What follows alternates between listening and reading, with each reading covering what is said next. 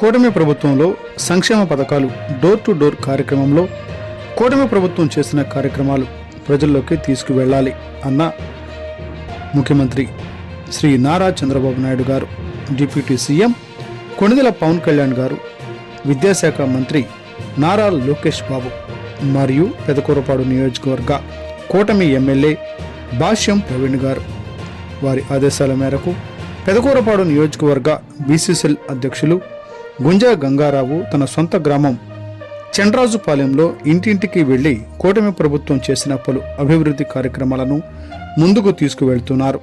ఈ కార్యక్రమంలో గ్రామ పార్టీ అధ్యక్షులు Orchu Rambabu, Yesupadam, school management committee chairman Narasimha, Brahmaiah, Koteswararao, Nitish Kumar, Nandirajupalem society chairman Orchu Anand తదితరులు పాల్గొన్నారు. బంకా కుమార్, టుడే టీవీ ప్రతినిధి, పెదకూరపాడు నియోజకవర్గం.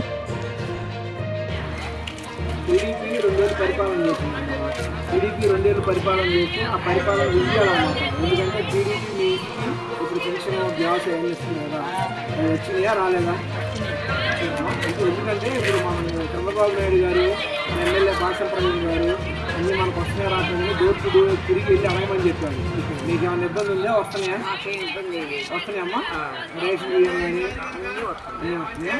ఓకేనమ్మా. మరి మళ్ళీ మీరు నెక్స్ట్ గవర్నమెంట్ టీడీపీ ప్రభుత్వం రావాలని కోరుతున్నాను.